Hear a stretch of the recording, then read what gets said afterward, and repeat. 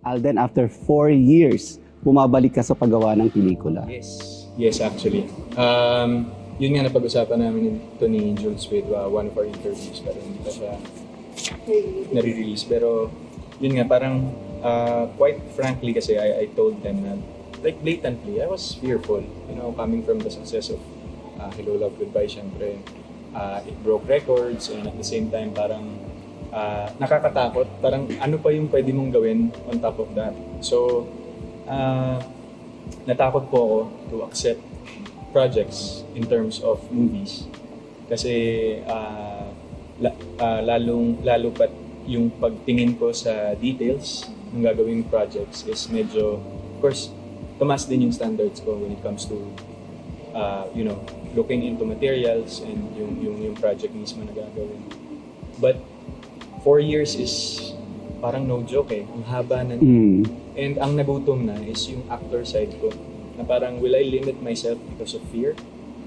And parang, itong first namin ni Jules na movie, which is 5 Breakup in a Romance. Feeling ko divine intervention. Kasi, Why do you say so? kahit di ko pa nami-meet si Julia, of course there were questions. I had my impressions of her and she had the same to me. Pero pagkita ko pa lang nung first day, sabi ko, wala. Ito na yon. Game na to. Mm-hmm. Like, awkward pa kami mag-usap every now and then. Script reading kami kasama si Direk Larry. Parang game. Siguro meron po kasi yung grupo namin, like si Direk Irene, si Alden, ako, nung first na nag-meet, alam mong pare-pareho kami ng feeling na natatakot, pero at the same time excited. And then kami kasi yung tao na siguro sobrang tahimik din minsan na may misunderstood, pero pareho kami ng mindset na kaya natin to. So teamwork. Mm-hmm. So dun pa lang sobrang ang sarap na mag-work kasi iisa kayo.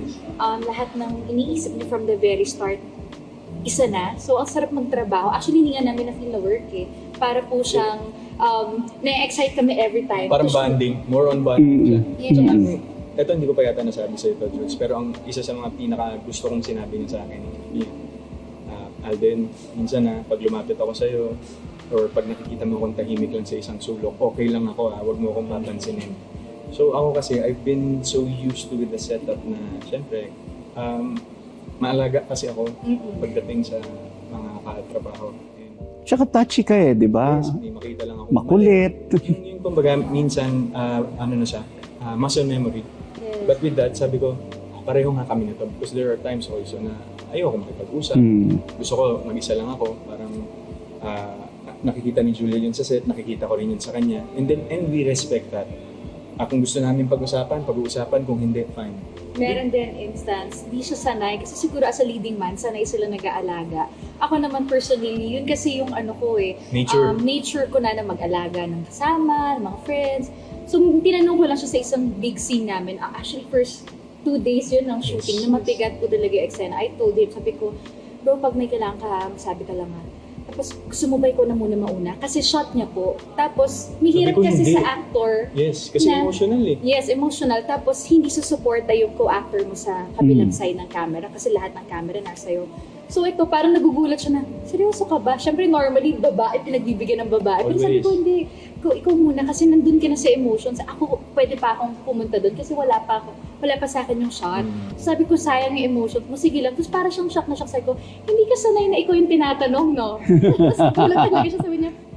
So the only thing I can do for Julia, and siya rin naman to me, was to give out the same level of emotions kahit wala kaming shot. And isa pa lang yung happenings, napakaraming magagandang happenings off-cam while doing this project. Yun, so that's how we are as people. May pressure ba dun sa material? Kasi I know dun sa Hello, Love, Goodbye, medyo nag-mature na yung role mo eh. Pero this time, mas umangat pa yung maturity niya eh. Yes, pero actually sa lahat naman siguro ng bago, Sir Nelson, sa lahat ng something na hindi natin naiintindihan or hindi pa natin alam, there's always fear into the unknown. So, but as you go along the process kasi of this, you have to enjoy it eh. Kasi in that way, you get to discover something new about yourself. ang dami kong na-discover. On and off cam. Roto eh. Very For raw. Alden Rochal, sa napanood ko sa kanya from the past projects na nagawa niya, iba rin po yung binigay dito ni Alden. Kasi normally, di ba, pag promo, lagi namin sinasabi yun, ibang ako po dito, or ibang Yeah. si ganito po. Pinaghirapan ko, no? Yes. Sa kanya talaga, totoo po. Kasi raw, kaya ang sarap nung naging journey namin while shooting it. Kasi pareho kaming raw yung nabigay. Yes. Parang tinginan lang, alam No na acting. namin yung ibibigay. No acting. Naging automatic siya sa amin. So, ang sarap lang din nung naging journey talaga ng buong film. Saluhan eh. Ma-generous si Julia. And Ako din. generous din ako. So parang, para siyang ganun. Reciprocation lang. In every moment Mm-mm. of the Mm-mm. movie. And first time yung nagkatrabaho. Yes. Pero when we saw the trailer, yung kissing scene, and yung away ninyo, Ano, yung nag-viral na Na video. hindi sadya. Mhm. Yes po, yes po. pero grabe yung chemistry ninyong dalawa. Maalaga kasi si Alden. Ako po kasi medyo, personally, ang ugali ko talaga, hindi sa hindi touchy, pero medyo may, restrictions sa ganyan. Yes, yes. And then this movie po, talagang mas naging open ako in the sense of, ang ganda kasi ng character, yung pagkakasulat ni Direk Irene. And with the whole team, parang na-feel ko na this time, kailangan ko naman mag-trust. And sa kanila ko binigay yun kasi talagang katiwa-tiwala sila. At pinaramdam nila sa akin yung pagiging, siguro naramdaman ko kasi dito na pwede kong pagkatiwalaan din yung sarili ko. Yun yung binigay nila sa akin. So ngayon parang sige, kaya ko to. Sabi nila kaya ko, sige kaya ko. Tatalon ako kasama niyo.